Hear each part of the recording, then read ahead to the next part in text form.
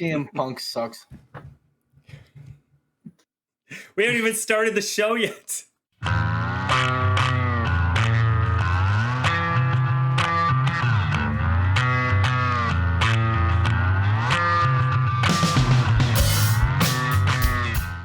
Hello, everybody, and welcome. This is the BREWDCAST. I am, as always, Gal Robinson. With us tonight is the lovable Leon Robinson. Say hi, Leon. Hi, Leon. I nailed it. Also with us tonight is the loquacious, probably not using that word correctly, I think not. Town Drunk. Yeah, How you doing, hi, Town? Hi, Gal. Hi, Leon. I'm great. I can't wait for this. I'm sure this is going to be a professional masterpiece. Yeah, as it always is. It is always. I don't know why you would question it otherwise. It is our calling card. It's true. So that and we officially are the number one podcast discussing the ogre knees fetish community.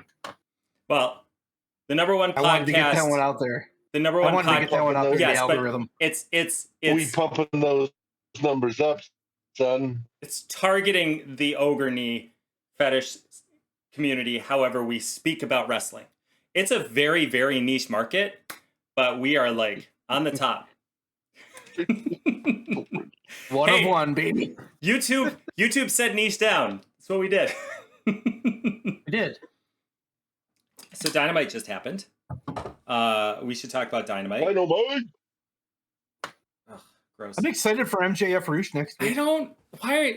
This is confusing me because I assumed it was going to be Forbidden Door. I even thought that they had already announced it for Forbidden Door, but clearly I'm wrong. Does it fit? It doesn't fit the Forbidden Door motif, so I see why they did it. But then, like, what is MJF going to do at Forbidden Door? Probably come out and cut a promo. I'm not here for that. I like MJF. Don't get me wrong. I love his promos. He could attack somebody. He could do that. Or he could do a promo and get attacked at Forbidden Door. Maybe by a new member of the Undisputed Kingdom who came from Japan or CMLL or something. Leon's basement. They came from Leon's basement. You mean Jerry? Leon has no basement. Well, I mean, you do live in Vegas. They don't really do basements out here. Yeah. Yeah, they don't really do basements out here. Weird. Well, I don't have a neck, so that's kind of hard for me. I have a spooky one, too. Mine's the Ghostbusters. I mean, Ghostbusters is kind of spooky. It's Halloween again. Happy Halloween from the Brood. We are the Brood. We don't know our holidays.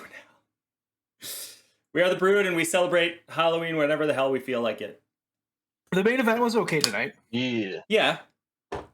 Okay. I thought it was more than okay. I thought it was sick. I thought it was good. Yeah.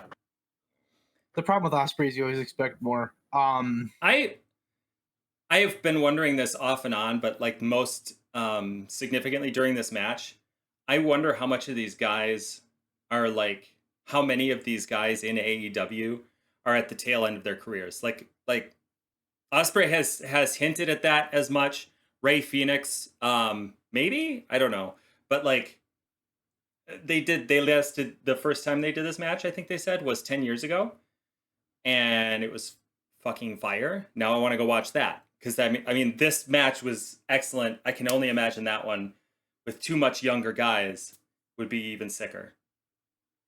Just a thought. I don't know. I don't think a lot of them are at the end of their run. I think they're kind of in that peak part where they're the veteran and they're really good. Kind of like Cody. I mean, these guys are all mid-30s. Sure. Early to mid-30s. So I think they have a little bit left. A lot of them have never had that spot on top in America, kind of on a prominent TV show, and they're starting to get it. What about Penta? You heard Penta might go to the E? I heard that, and I really hope it's not true. Well, I don't think they know how to use them. I don't like. This feels an awful lot like the lead up they did to the Elite re-signing. But I still have no idea. Like, I have no idea if he's going to re-sign. I would love to see him stay in AEW. Although, to be fair, they're not really using him as well as he would probably get used in AAA or CMLL or even New Japan, for fuck's sake. It goes back to the old saying of they have too many people. They do. And you can only feature so many. And they're starting to lose some people, which is good, but they still have a lot of people. They do. Christ, that roster. Jesus. I have an Orange Cassidy question. Yeah. What the fuck is his theme now? Are we just jumping back and forth whenever we feel like it? Apparently. Maybe somebody was asleep at the soundboard and they accidentally cued the wrong one. Cost them some extra money tonight. The EVPs were furious. Ah, son of a bitch. I would imagine that Jane is way more pricey than Where Is My Mind. I would imagine so too. Yep. For sure. I like them both in their own way, but he was also on Collision. He wore a black shirt, and he had that, so it was kind of like, is he changing up a little bit? Because like that would be good if he had a little bit of a like a harder edge. But it also seems like maybe they're trying to like ease away from like he had the hard edge because he was betrayed by Stat and Beretta. Almost said Cormier. That's not even close. DC. Yeah. Daniel Cormier. John Jones' personal punching bag. No, keep going. That was it. I just like he had that spat with them, and I'm sure it's not over, but I think they're trying to show that he's maybe like rising above it, like he's not in like a depression kind of a thing, or mad or whatever. Like, I don't know. I just want to know where Danhausen is. Is Danhausen going to come save the day? Oh, I want Danhausen back so bad. I actually, I think I said this last time, but I kind of don't. I kind of want to see him in GCW and NJPW if he wants. Or, I don't care. Like, I think that he would I just want to see him go somewhere and get used. I think if he went to the E, he'd go to NXT, and he would kind of become the next R-Truth. And I think he's got a little... Ethan Page did his match. Now no one cares about him. Shocker. I don't know. I just get the sense that, and I could be wrong because I did not watch, but I get the sense from like the results and like listening to people talk about them online that Shawn Spears and Ethan Page are like sort of trainers. That's not really the right way to put it, but like guys who are veterans who are teaching the younger people in NXT. I don't know if Ethan Page is. I know Shawn Spears is. Yeah. Which is fine. That's fine. Man, whatever. I wish I wish them both well. I'm just gonna say that. Because as much as I love Ethan Page and the work that he does, I just want him to do cool shit like that he enjoys. I think he's got a ceiling, and I think he kind of hit it, and I think he's got to figure out how to break through that ceiling. Shawn Spears, on the other hand, is what he is, and that's not ever going to change. He kind of is who he is, and he's never going to be the top guy, which is fine. I like Shawn Spears. I think he's a good worker. Yeah. Down. Yeah. He is the chairman. Sorry, Leon. No, not anymore. They had a bid on NXT. I saw a clip of it today. Cody was at NXT, and he walks in the back, and he walks into Shawn Spears and all the other guy. What's his face? We just talked about him. Ethan Page.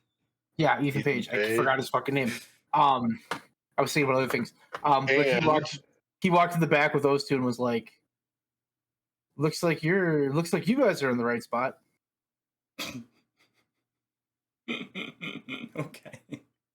I saw somebody else with them as well. I didn't see the segment. I just saw a photograph. Who else was there? Jerry Springer. Lexus King. Oh yeah, Lexus King was there too. Yep. That would make sense. Yeah. I mean, they're in a good spot. I think he's not wrong. I think they take weird shots at AEW sometimes, but AEW takes shots at them. I mean, too, that's fair, but Cody, I don't know that Cody was taking shots. I think he was just pointing out that these guys are doing better here than they were in AEW.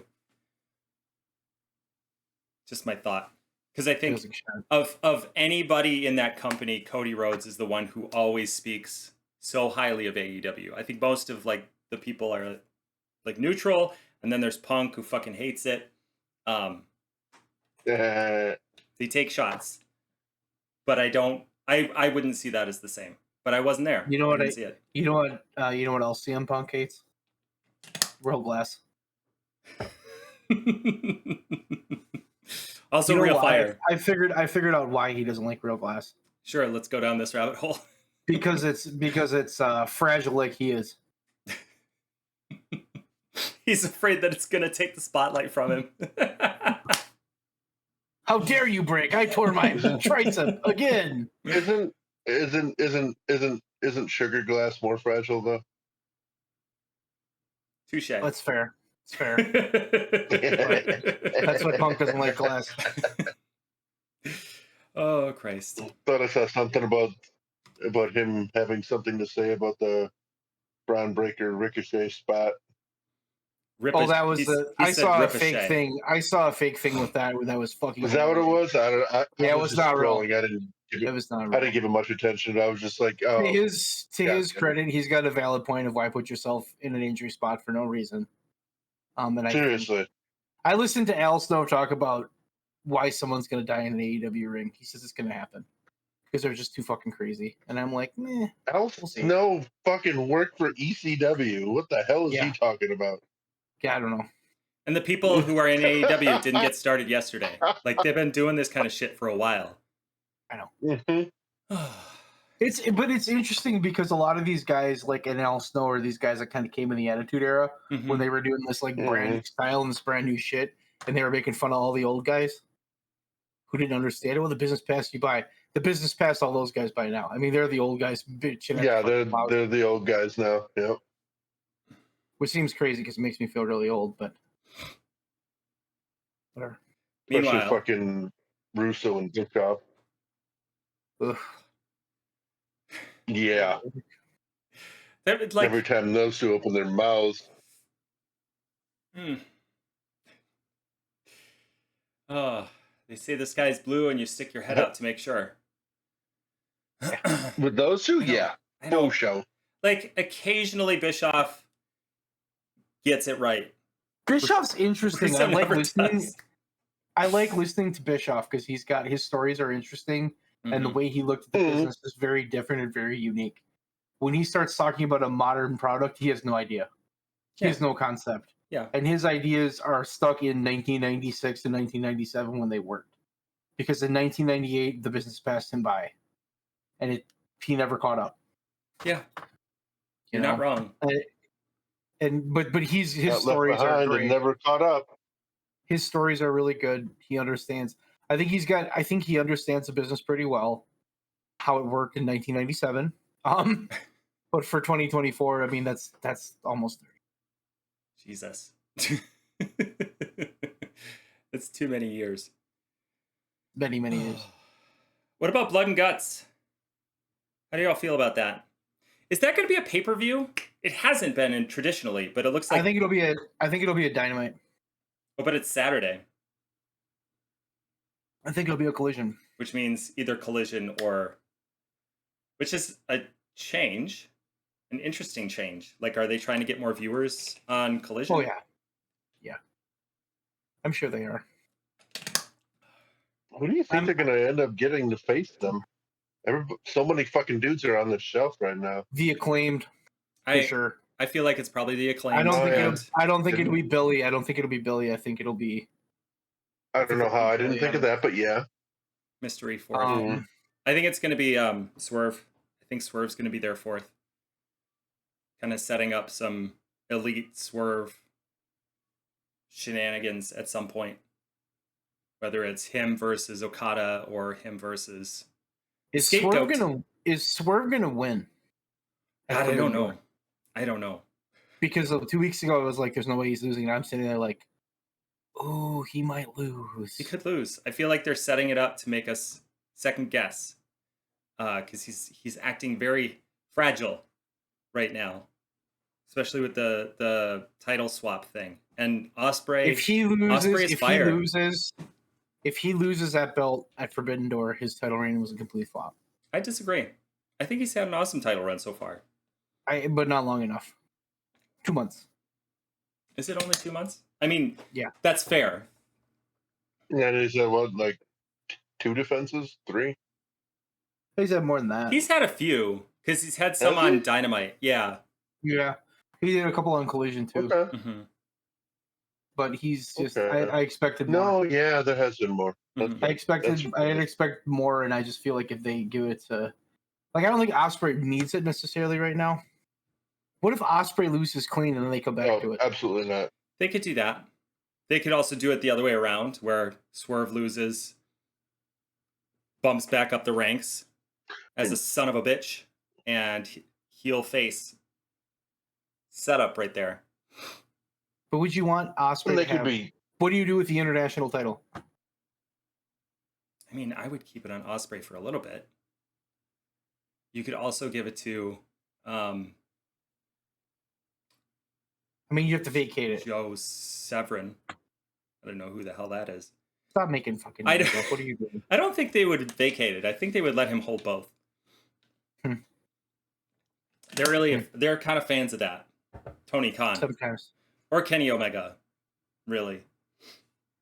Then what happens? You go to a Like pay per the view, defend both belts, lose the international, and keep the world, and it's kind of like, yeah, that was stupid. I don't know. That was confusing. Yeah, that's fair. No, they did a good job with it with Eddie Kingston because he was holding 3, and he kind of like, I think he lost I think it was the ROH title first, the ROH World, and then he lost the whatever the other one was, and then he lost the Continental, the NJP World. New Japan Strong. Yeah, Strong. That I think was a good setup because it was like you didn't necessarily see it coming, but Eddie Kingston's a different kind of wrestler. Like he's bouncing all over the place. So like we didn't see those title. I don't know. I'm not sure what I'm trying to say. I guess it's just like it had each loss had less of an impact on his overall run because it was in different companies. Fair. Totally fair. What are our topics? What are we talking about? Let's hold on. Let's talk about Hook and Samoa Joe for just a moment. Holy fuck. Like whoever came up with that pairing needs a raise. That was such a good idea. Like they're just amazing. It's great. They just murder those. They just murdered the premier athletes, which was not great because those. I feel like they're trying to give those guys a bump, but we'll see. I saw somebody say that it's getting major Jules and Vincent vibes, like from Pulp Fiction, and oh yeah, I agree. Yeah. Those are just talking about random bullshit and then going out and murdering people. Yeah. Yeah, no, that's fucking amazing. Oh, I like it. Amazing.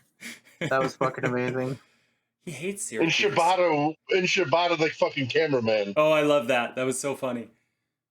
He's just standing up at the top of the Where ring. do you keep getting these cameras? Don't worry about it.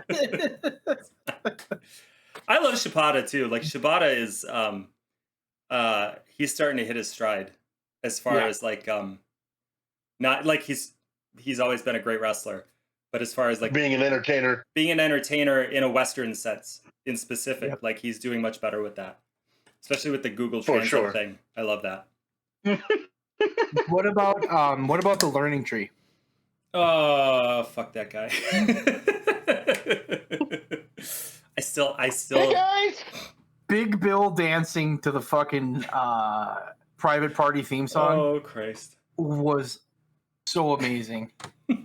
I was watching, I'm like, that is a guy that's having a fucking blast. He's so good right now. Like, what the fuck? Where did that come from? He just gets it. I mean, he's like the perfect level of like idiot henchman, but also muscle. Like at the same time, like he's a perfect mix. Yeah. He's perfect with Jericho. Doesn't work for me, brother. Oh God, that line. Oh, he had me. That was the one line I enjoyed on that. To be fair, I enjoyed the segment. He was throwing that one in for the boys from the back. Yeah, I think so. I really thought he was starting to lose his grip on it there for a bit when all that shit went down. Mm-hmm. and it was like he's done. Like he's never gonna be able to get the crowd back, and the crowd was just tired of him. And then he does this, and it's like the greatest thing ever. I don't know how he does it. Like you think he's done, and then it's boom, here it is. He's fucking smart. He is so fucking smart. He is. It's just he puts himself into the character every time that he does these character changes, these gimmick changes, and he just throws himself in 100%, and he's fully invested in it, and it makes everybody else buy into it. And I mean, as much as you can say about the dude that's not great, like when he does that, there's nobody fucking like him. It's true. Like, absolutely. How many reinventions does he have at this point? Just in AEW. The last 5 years. Like, what's he got? 4, 5, 6 different gimmicks in that time? At least. It's absurd. Yeah, he just hits it out of the park every time. It's true. Like, Topics. these characters that he comes up with are something else, man.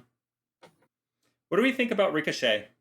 Where do we think he's? Do we still think he's going to AEW? I think he's going to AEW. I think it makes the most sense. I think it'll be the most money. Did you see they're paying MJF $15 million a year? I did not see that.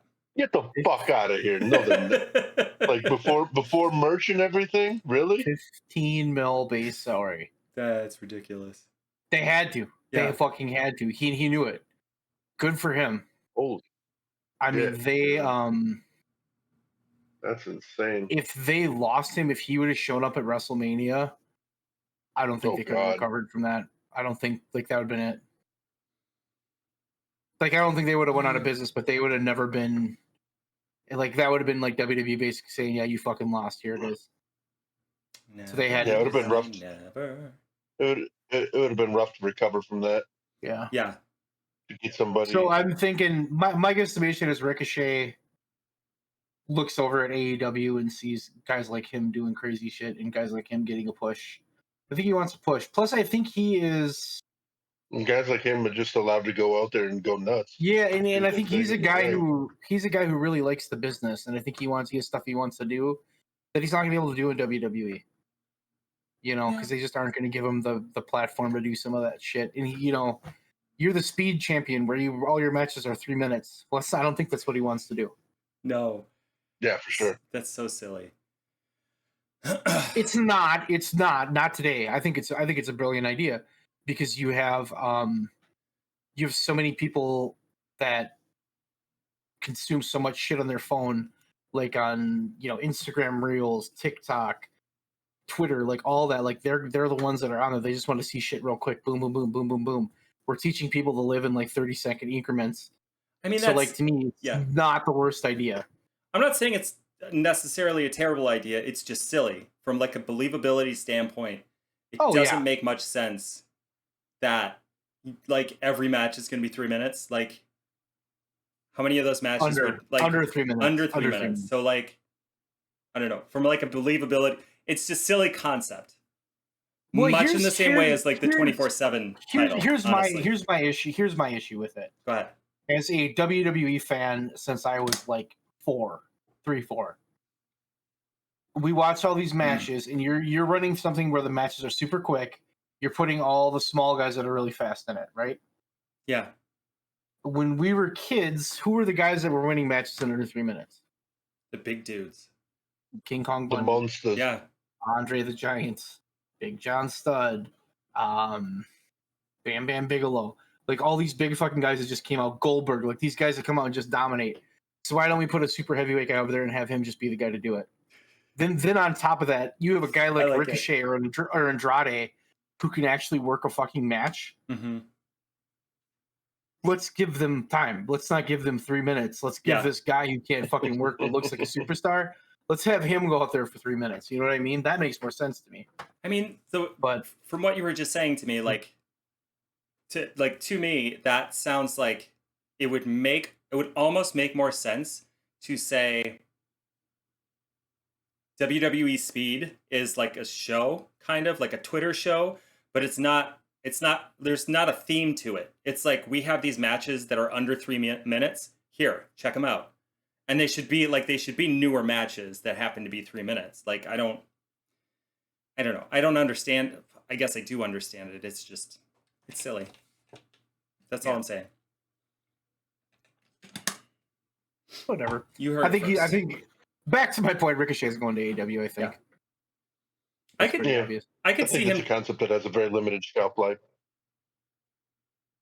I think I could see Ricochet doing something similar to what Nick Nemeth is doing, like bouncing around the indies a little bit, playing the field, as it were, and then ending up the only other thing I'm going to say to that is he's engaged to Samantha Irvine or Irving, whatever it's Samantha Irving. He's engaged to her, right? Mm-hmm. And they want to spend time together, and she's on the road, and he's probably not going to want to go travel the fucking world. And that's why I think if you go to AEW, you get like 2 days a week. And I think that schedule is good for him. I think that's what he's going to do. Maybe. And the money will be good. And then he can do independence on top of that. Yeah. So. Yeah, it's fair. And New Japan and shit. And plus, for the international title in Wembley, let's have Ospreay, Ricochet too. Oh, or whatever. Shit. Somebody would die in that match, actually. Go do this match. Make it incredible. No one survived. Got to vacate the title now. We won't have Vader to bitch about it, though. Oh, Vader. Oh, good Lord. But again, that goes back to the business passes everybody by. If eventually it gets you. Because he's right. Because in the early 90s, when he was doing moonsaults as a big guy, he was like the most innovative dude in wrestling, doing shit big guys weren't supposed to do. Mm-hmm. And then it's like everything just kind of went, and then he was just another dude. Kind of. Yeah. Yeah. I mean, he's got the look, but yeah, I'm with you. Hulk got him. Hulk gets everybody. Oy. That old son of a bitch. Taxi Bomba. I kind of wish we could see like prime Hulk Hogan and CM Punk have a feud and try to navigate it backstage. I think that would be. I think that. Right. I think that would. Oh my god, that would be amazing. That would be borderline. I think that would be close to like Shawn Michaels, Hulk Hogan. Maybe. Let me take that back. Not like 80s, 90s, early 90s Hogan. Let's go like 1997 peak power NWO Hulk Hogan against CM Punk. That would be funny for the backstage drama by itself. I wouldn't even care about the match. I want to know what the drama is like. No, the match should be secondary. No one would give a fuck. He deleted all his tweets, so all of those are gone. His account got hacked or something, so he deleted all that shit. The people on the Squared Circle subreddit were memorializing it and sharing screenshots, and one of them was that. Don't work yourself into a shoot, brother. Jabroni marks. Mm-hmm. Oh, Hulkster. What a ridiculous boy. See, they're both like terrible humans in their own way. But Punk's a terrible human because he's an asshole who plays politics. But he's not like a bad person. Like, I don't think he's a bad person. I think he's a bad person when it comes to wrestling. But like, other than that, I think he has like really good morals and whatnot, and like he's not a bad guy. CM Punk, I'm talking, not Hulk Hogan. Okay, Hulk Hogan, on the other hand, is a piece of shit. He's an egomaniac. He's a backstage politics player, and he's just a piece of shit out of the ring completely. So it's just, I think it'd be interesting because those two could never. They're like yin and yang. They would fucking just hate each other. Mm-hmm. But I know who'd be doing the job. The fans. Pepsi Phil. He didn't make nearly as much money as Hogan. Never will. I just said that one for Leon. I feel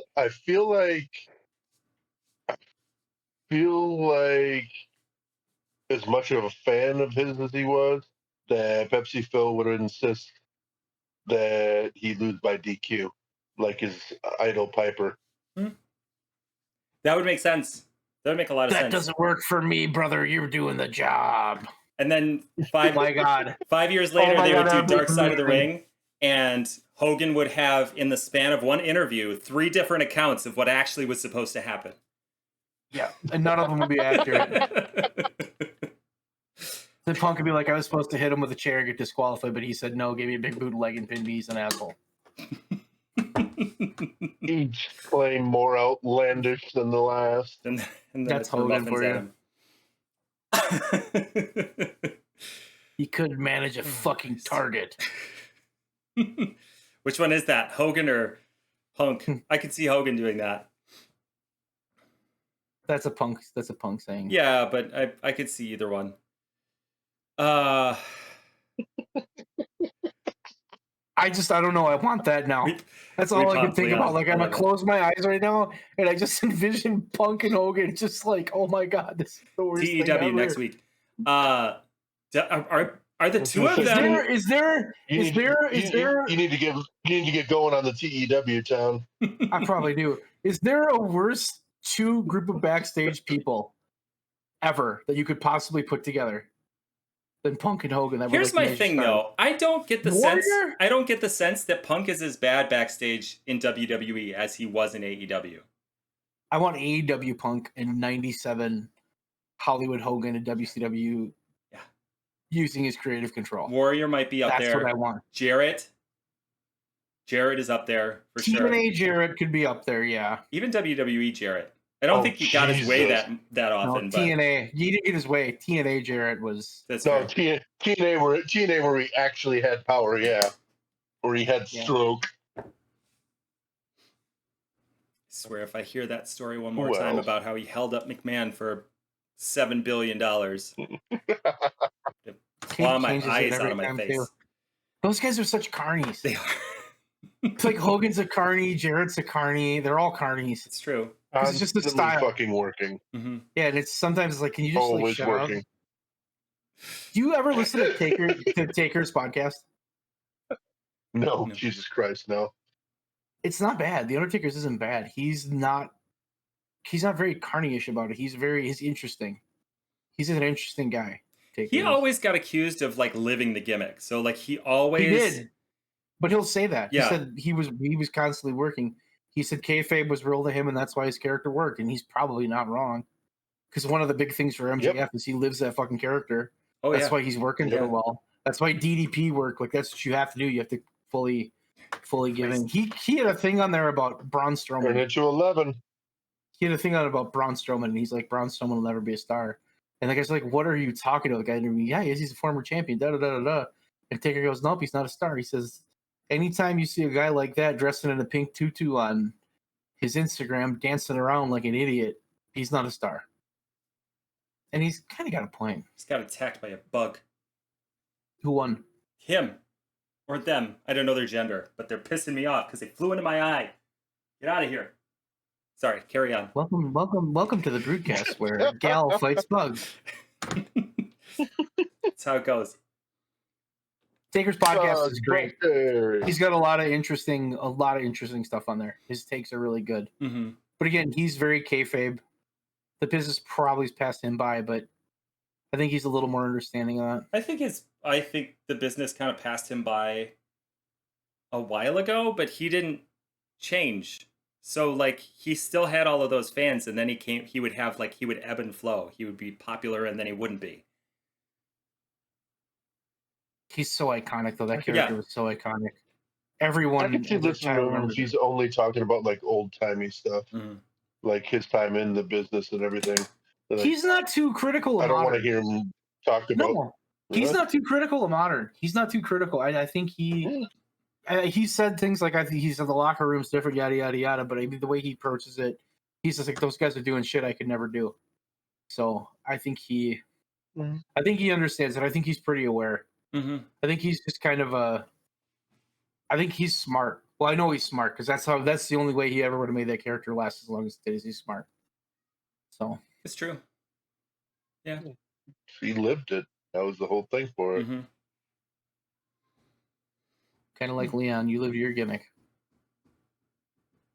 24/7 town. 25/8. I was gonna say it's supposed to be 25/8. What the fuck? You're slacking. What else are we? What else is on our topic list? 25-8-366. I worked 400 days a year, brother.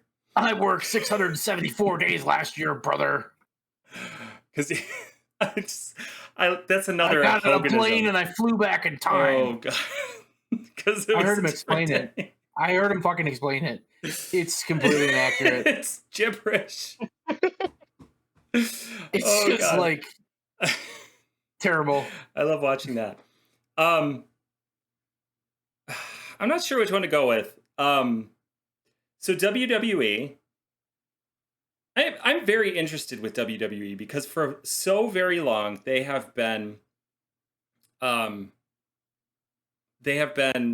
like a bubble, right? Like we had WCW in WWE for a minute, but that was because they bought it, right? Like, but now WWE is working with TNA. They have this arrangement with Marigold. They've been working with Bloodsport a little bit. And now it sounds like maybe there's going to be some cohabitation with Noah. It intrigues me.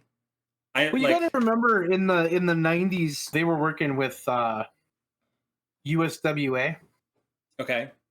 They went down there and they did that was where the first time Taker went down there. Smoky and then Mountain. They worked with Smoky Mountain. They worked with ECW. Fair, yeah. They worked with ECW a lot. So I think that bubble kind of came about in the mid to late 2000s, kind of when they opened their own performance center and didn't want anybody to ever, they only cared about themselves. And that's when TNA really kind of fell off too. And they just even before the performance center, when they started having the developmental system with DSW and OVW, and I thought there was another one. I thought they had FCW for a while. They did. They turned into NXT, but they were working with people and they were doing stuff like that to kind of set up that good developmental system, which they have. They have a fairly good developmental system now, I would say. But I'm not surprised by this. I think Triple H has a better understanding, and I think the reality of the situation is they watched AEW essentially kick their ass for 3 years. Yeah, that's fair. Mm-hmm. And they were looking at what AEW was doing. One of the things AEW was most successful with was making those, CMLL, New Japan. They worked with TNA. They worked with all these people to kind of bring different things in. I think WWE saw that and were like, well, they made a lot of money doing that. Let's do that. Yeah, that's fair. I envision a lot of their stuff being more NXT based. Like the TNA, they're not going to have TNA come on Raw. They're going to have them work with NXT, and I could see them doing that with a lot of different people. I could see it starting in NXT to see how it goes. I'm not disagreeing with you, but I think that if it does take off more than they expect, you'll see Jordan Grace on Raw. You'll see I don't know who else they have. Moose on. I don't know if Moose still works there. Whatever, you'll see more of that, because I think maybe certain people in previous regimes would have tried to keep that stuff down in NXT, if at all, because they had Jushin Liger that one time, and it was sort of like a publicity stunt, sort of it was a nice match, but it wasn't anything to write home about, as I recall. But I think, as you just pointed out, Triple H is more receptive to this stuff, as is Shawn Michaels. They're paying attention to the business, not just WWE. And so they know what AEW is doing, but they're also paying attention to Noah and NJPW. They've wanted to have a relationship with NJPW, and they just haven't had it. No, they won't get it now. NJPW is pretty tight with AEW. Yeah. I don't see that ending anytime soon because I think it benefits them both. And I think the issue that you can say is different people are in charge, but still, in the past when WWE has brought in people from New Japan and other companies, they have essentially shit the bed every single time. And I'm sure that still resonates a little bit with some people. like they think about that. So Okay. I'm curious to see what they do, but I do think I mean, you can go back in like 1991, 92. They were running super cards with companies in Japan where they would go over there and they'd have a big show in Japan. Okay. I didn't know that. Oh, yes, I did. Yeah. Flair and Inoki? No. That was WCW. I'm talking WWF. Okay. Hogan went over there and fought. I don't know who the hell he fought. I feel like he fought Inoki too. Could have been a movie. I think him and Inoki fought the Road Warriors once. So there's shit like that. Yeah. I mean, they have done in the past. There's a historical thing for it. The wrestling business though, like was by 2010 was pretty much dead. I mean, it was pretty much you had that one company and it sucked. And all those other companies like New Japan was doing stuff, but they weren't necessarily. Nobody was really having any success on any major scale till like the past. Well, 2019 really was kind of when that all flipped a little bit. 2017, I would say. Yeah. NJPW has been making a lot of very positive moves for a while, but they have not branched out. They haven't branched outside of NJPW since probably 2017, which is when I think Jericho went over there. Yeah. Might have been even earlier than that. I don't remember exactly. No, I'm pretty sure it was like 2017. That sounds right. There's just a lot of there's I'm curious to see what happens because I think it's good for them. Yeah. Cool. That's all I got. You got anything else? What else are we talking about? We could talk about Sabu wanting Matt Cardona to kill him in a death match. Okay, what else do we have? The only other thing that I have is Grizzled Young Vets are in talks with AEW. I don't know the Grizzled Young Vets all that well, so it sounds cool. Like I've seen a few of their matches. The Von Erich boys are in talks too. Are they really? Yeah. Interesting. I see a feud with Christian coming in that one. Oh God. Well, I just saw an interview with him where he talked about that, and he was like, nobody else was doing it, and in this industry, you have to be fresh and new. So I just went out, and he's like, I didn't tell anybody I was going to talk about their dead dad. I just went out there and did it. I was like, of course you did.